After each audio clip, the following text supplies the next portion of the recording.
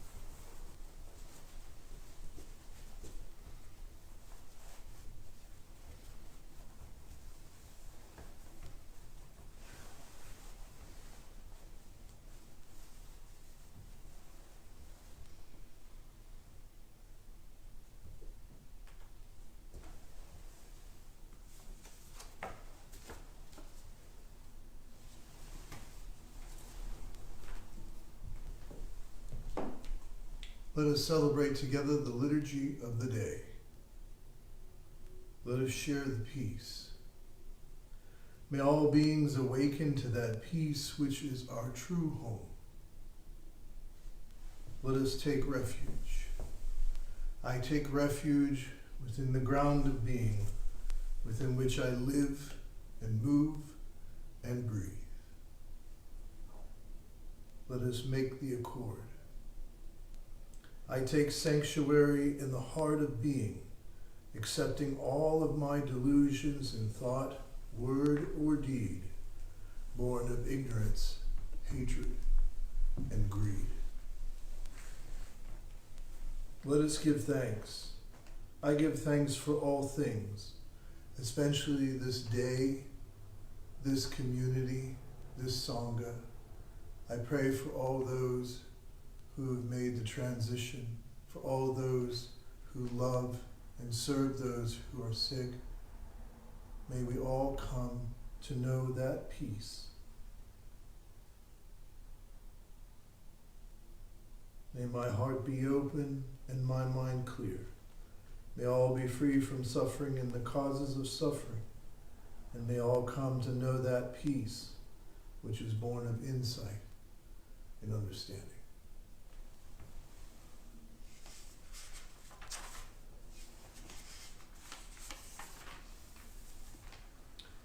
Since it is the practice of enlightenment, that practice has no beginning. And since it is enlightenment within the practice, that realization has no end.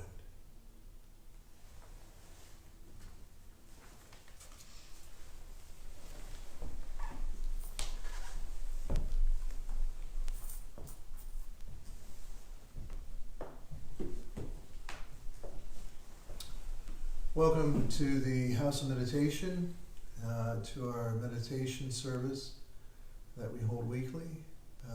Tonight I'm going to begin a special series based upon my newest book, The Three Principles of Oneness, How Embodying the Cosmic Perspective Can Liberate Your Life. The book came out in October, and as most of you know, I traveled around quite a bit at that time, offering talks, doing book signings, started out west and then made our way back here to the East Coast and then down south. And we were supposed to go back out on another leg, but with the crisis that occurred, of course, those plans changed. So I thought I'd use the next series of weeks as an opportunity to open up the book and kind of go over each chapter.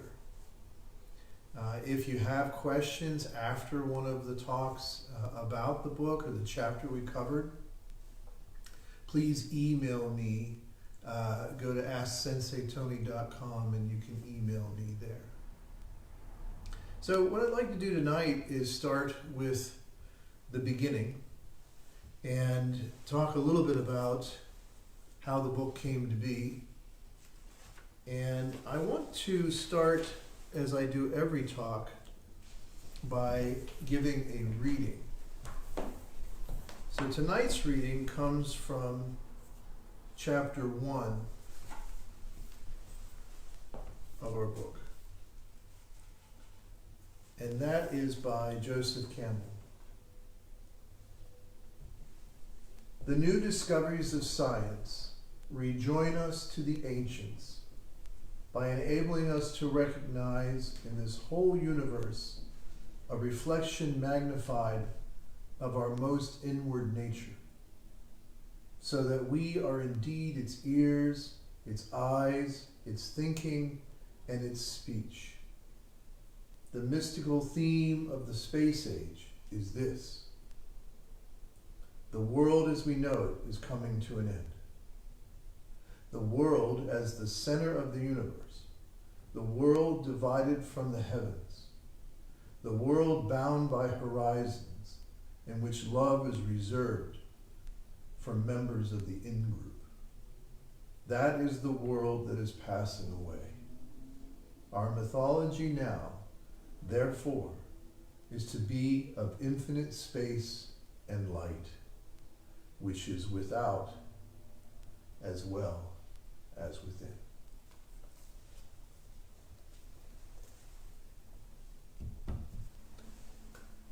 So before I begin the talk, I also want to say yesterday was Mother's Day, and I just want to offer all the mothers out there a very happy belated Mother's Day.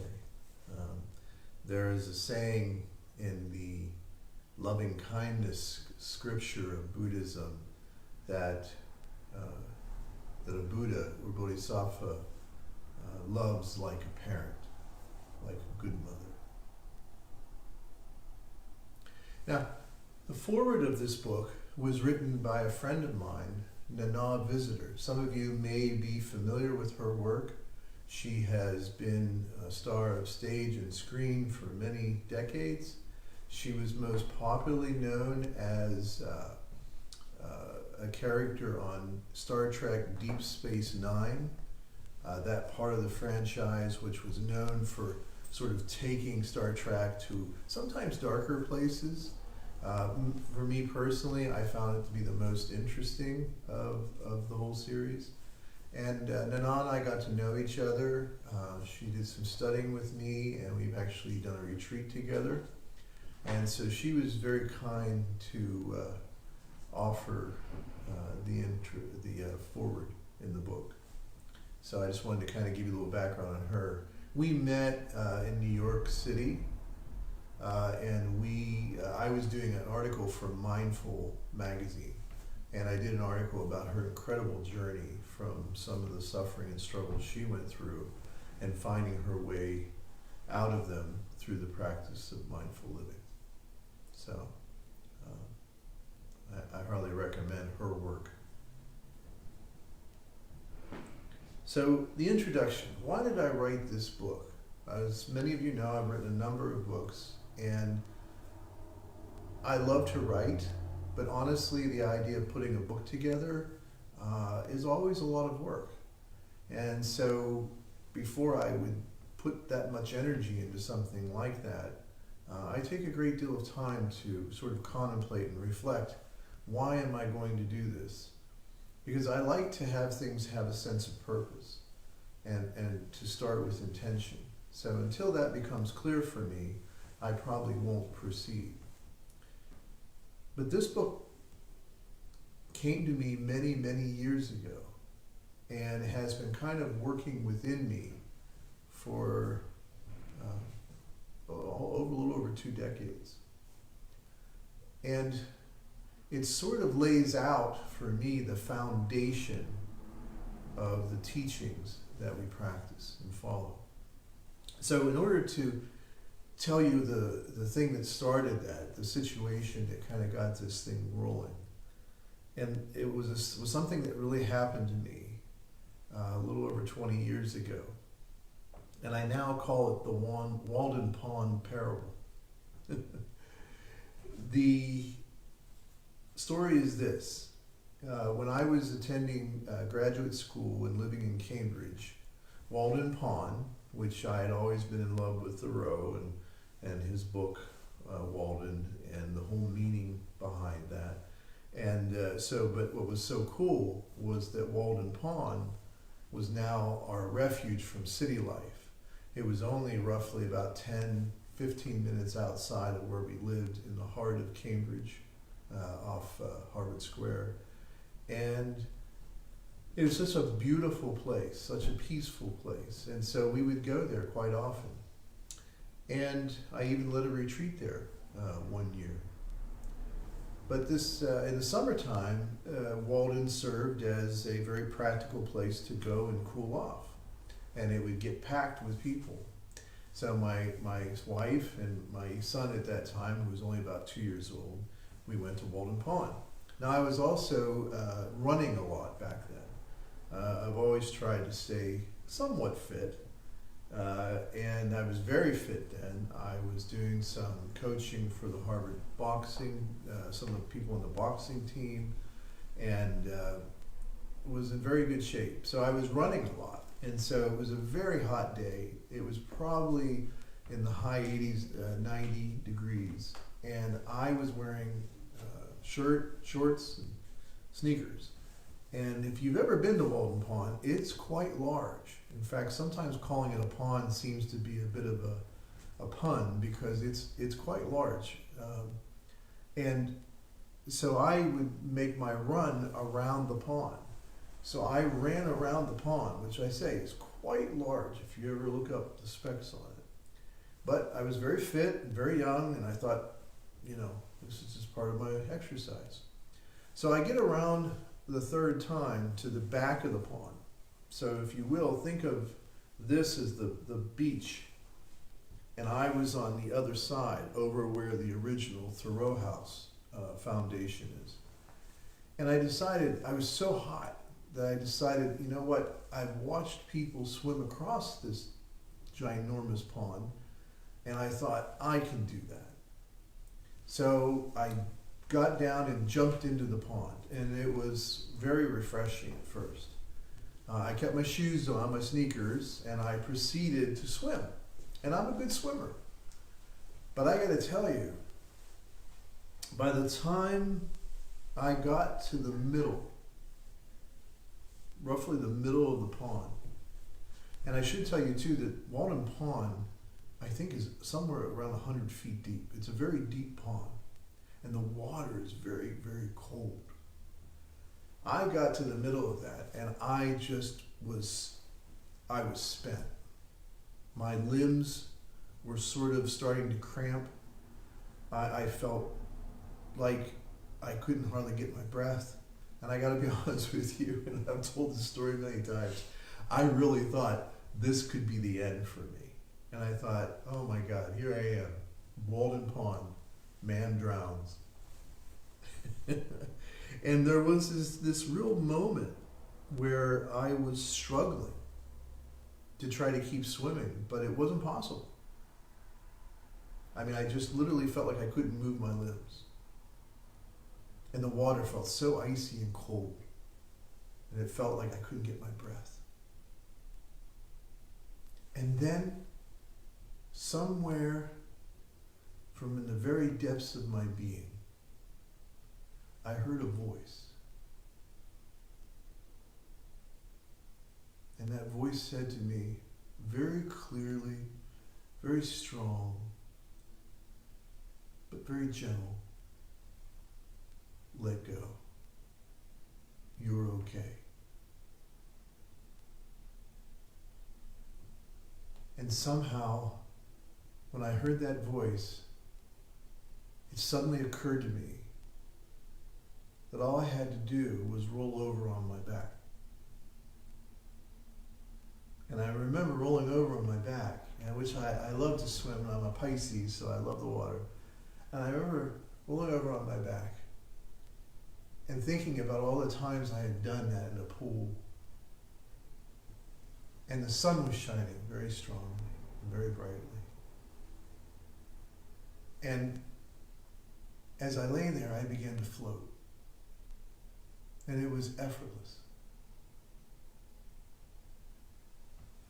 And then another thing occurred. I started to feel differently. The cramping in my arms and legs just sort of washed out of me. I became more aware of the warmth of the sun. And I swear to you, the water began to feel warmer. And I just lay there and float.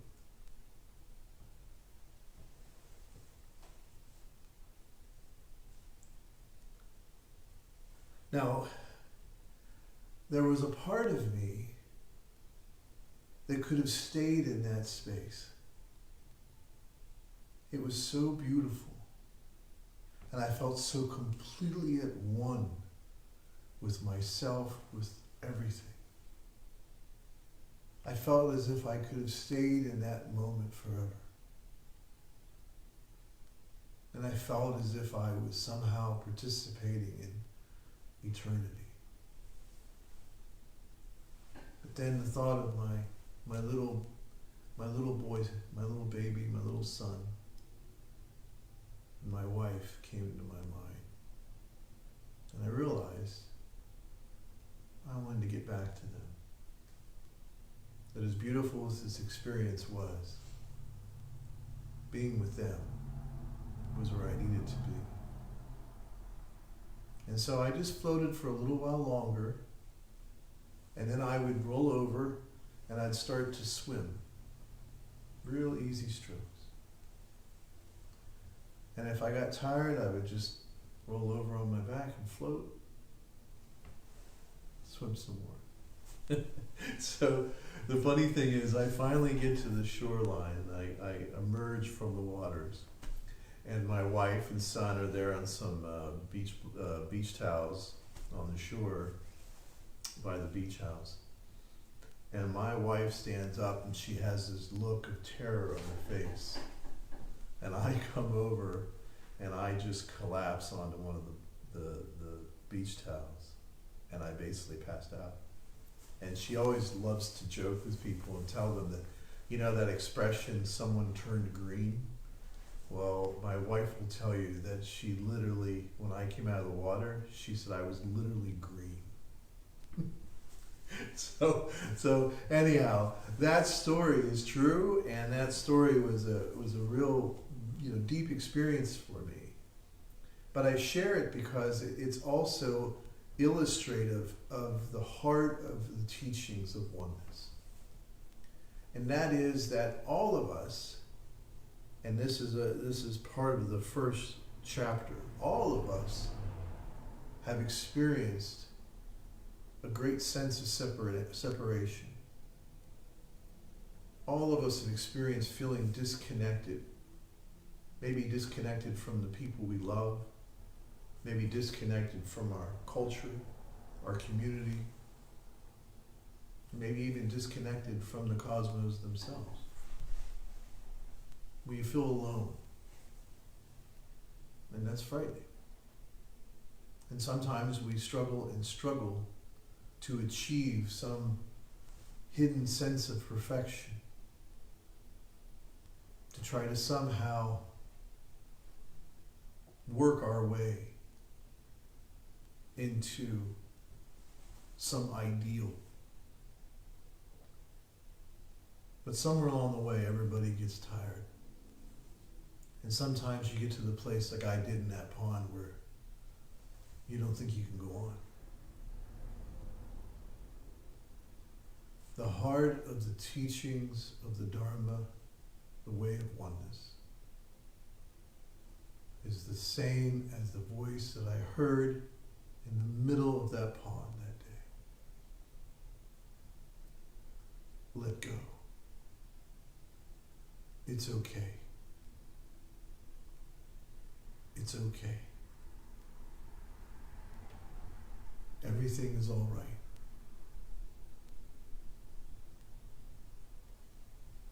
And just as I learned in that moment to allow myself to float and to stop struggling and to abide in the glorious grace that gives me life, that gives all of us life. If we learn to let go, we realize some important things. The first is that if we change the way we're thinking about something, it changes everything. When I was struggling to get to the other side, and I felt like I couldn't go on, and that was the end for me. When I listened to that voice that said, it's okay, Tony. Everything's okay. Let go. Stop struggling. And I realized I could lay on my back and float. It taught, reaffirmed for me one of the key teachings of oneness, which is if we change the way we're thinking about a situation, it changes everything. And that is the heart, as you know, the foundation of mindfulness, which is to learn to change the way we're thinking. That is how we ultimately stop our suffering. So that was number one. And remember, for me in the story, right, I went from being cold, cramped, and just miserable to feeling relaxed and warm and feeling great pleasure. It changed because of the way I was thinking. And the way I was thinking changed the way I was feeling. And the way I was feeling changed the way I was acting, which changed the consequence. Because who knows? If I had kept struggling, if I tried to muscle my way through it, I might have died that day. There's no doubt about it. And that's what we try to do, you know? We try to muscle our way through things when really what we need to do is step back, stop, look, listen, see what's going on, and see if the way we're thinking about something, the way we're believing about something is helping us. And the most wonderful gift we have is that we can change it. We can change that even when we can't change anything else about the situation. The other thing that I learned about this is that, you know, just like when I was swimming, you tend to think of your own power, right? It's me that's doing this, you know? I'm swimming. I'm the one that's doing this. But the fact of the matter is, whether I was swimming or I was floating, the power of that situation did not exist with me. It existed with the water. It was the Walden pond that was allowing me to move and live and breathe. And that's how I think of Buddha nature, our true self, the grounded being. It is the very thing within, as we say in our liturgy, we live and move and breathe. But how often do we think about that? And I realized then that the truth is, all of this suffering comes out of this sense of separation. But the truth is, we've never been separate. And there is nothing that can separate us from oneness. But it is a delusion of the mind that makes us believe that. And we believe that somehow through our own power, through our own struggles, we'll liberate ourselves. And what you realize when you have these experiences of awakening is that it's all functioning, it's all happening. The cosmos, the universe, all of it is supporting you, if you wish to see it that way. I've often taught that there are two views one can have of the universe. The first is paranoia. Paranoia is a view or an attitude that sees the universe as the enemy. It's out to get you. And certainly when I was swimming across that pond that day and I was stuck in that middle and thought I was going to die, there was a moment of where I hated the whole thing. I remember the flashes of thoughts and things that went through my head before I heard that deep, still voice. You should have been stronger. What's wrong with you? Why aren't you able to do this? Hell, you've seen old people do it. You can't do it? What's wrong with you? You're weak.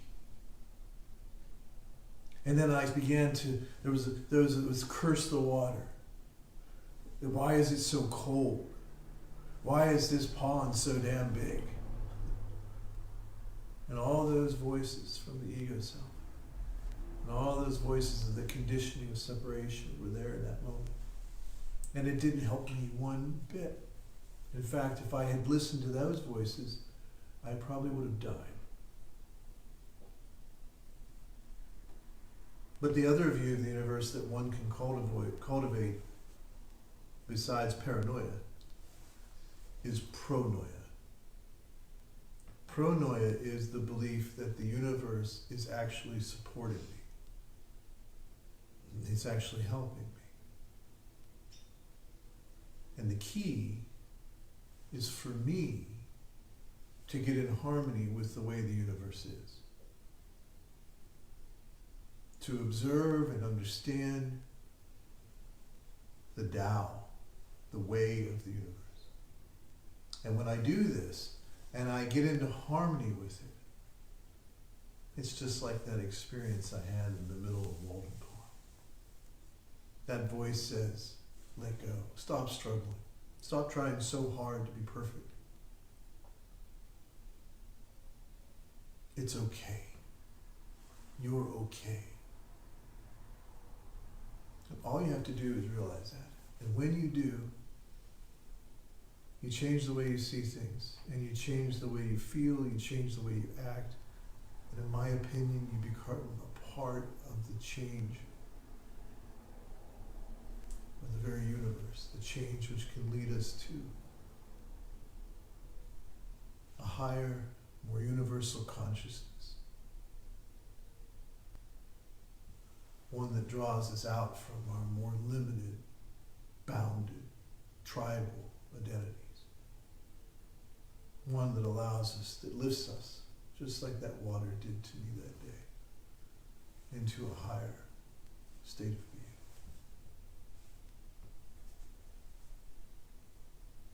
So that's the Walden Pond parable, and the reason why I wanted to write this book, because it's all about how we can learn from the universe everything we need, and that when we get into harmony with the universe, that's what helps us to be free.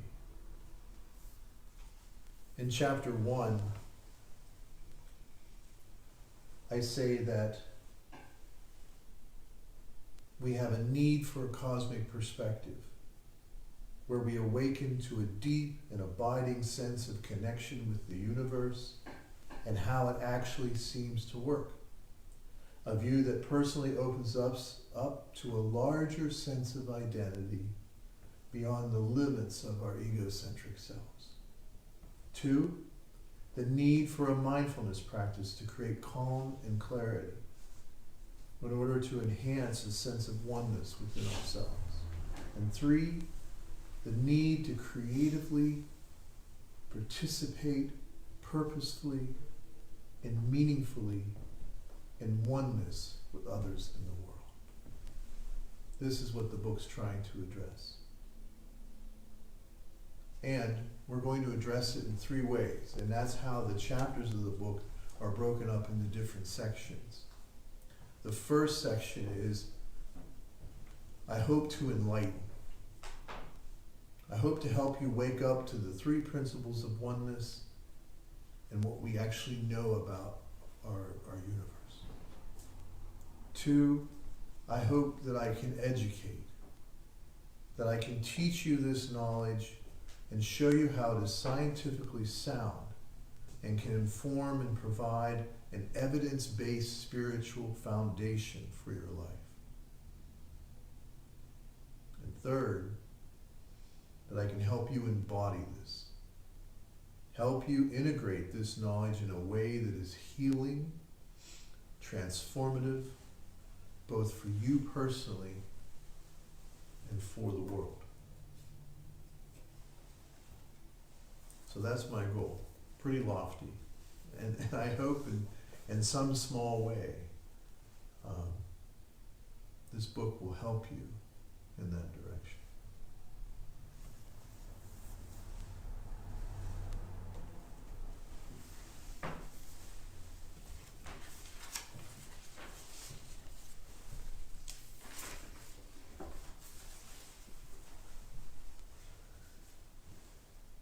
The moment we receive true and trusting, solid and clear like a diamond, infinite light and life embrace and protect us, liberating us completely. Let us share the 4 immeasurable vows of the Bodhisattva. Sentient beings are numberless, I vow to liberate them. Delusions are endless, I vow to end them. The ways of compassion and wisdom are boundless, I vow to embody them. The way is unattainable, I vow to attain it.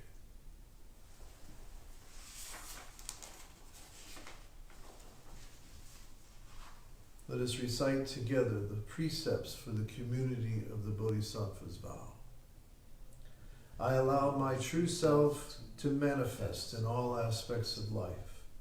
I take complete responsibility for my own life and all of my actions. I affirm my personal being and acknowledge it as a path to awakening and freedom. I embrace all aspects of my personal being, including my shadow, so that they may be transformed. I affirm an attitude of openness to my true self, even in the midst of suffering.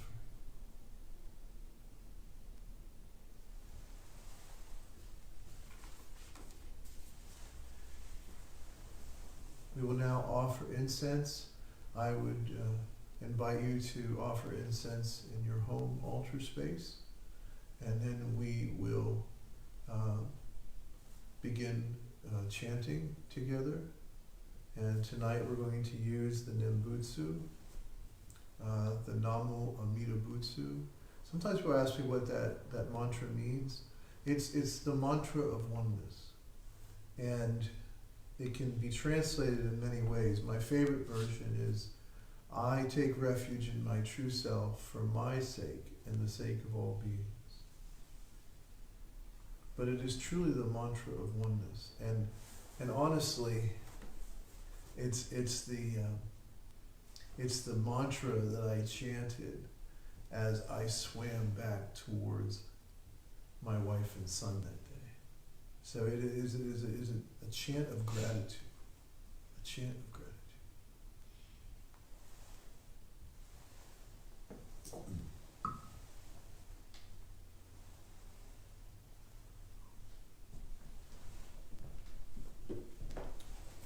So we'll begin the chanting, and then we will do the offering of incense, and then we will do some silent sitting, what we call abiding. And honestly, when I abide, I think of that moment where I laid on my back and floated. I will strike it once to begin and twice to let us know that we're going to be ending. Butsu.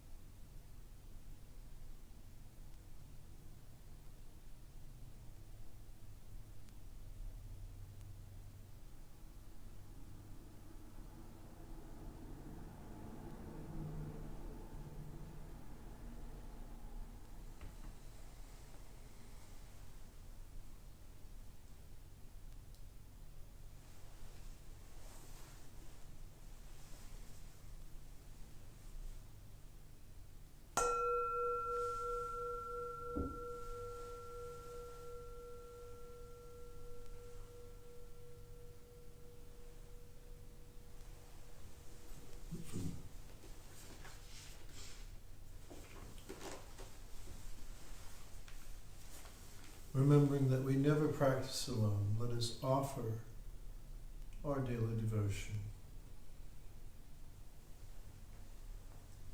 Let us recite together the Bodhisattva Gata.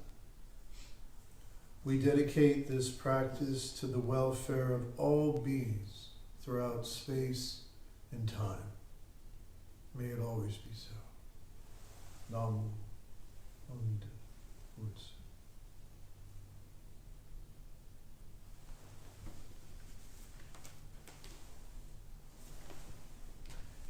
Before we close tonight, I'd like to just do a little bit of what I call housework. Just a few items. Last Saturday, this previous weekend, we had our first online retreat, and it went really well.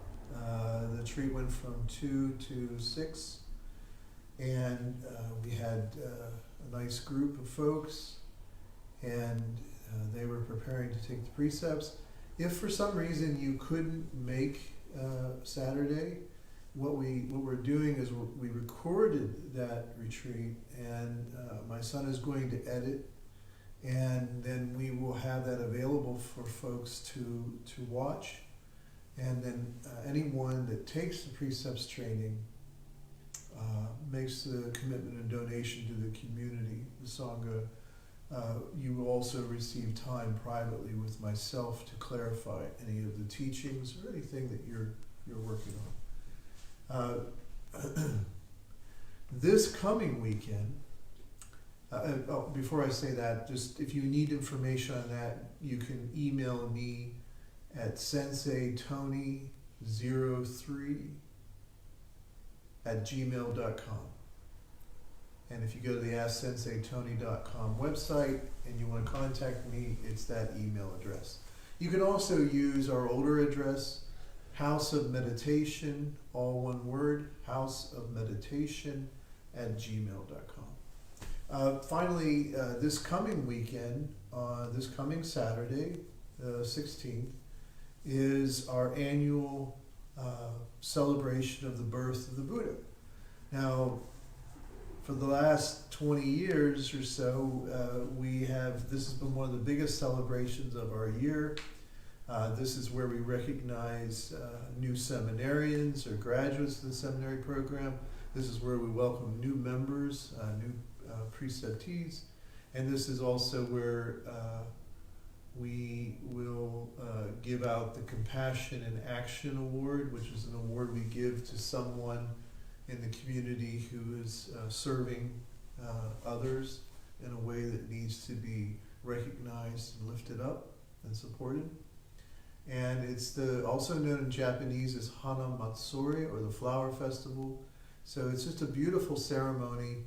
And what we're going to do, my family is going to be here in the House of Meditation with me together, and we're going to celebrate Hana Matsuri. We're going to live cast Hana Matsuri so that you can participate as well. If you did the precept training or you want to renew your vows, there will be, during the liturgy, where you can do that. And so hopefully you will join us. It will be 2 p.m. Next Saturday, and it's just a beautiful celebration. And we're celebrating the birth of the Buddha, Shakyamuni, whose life cycle is a part of our liturgical cycle. That mythos and legend is part of the way that we enter into the practices and teachings.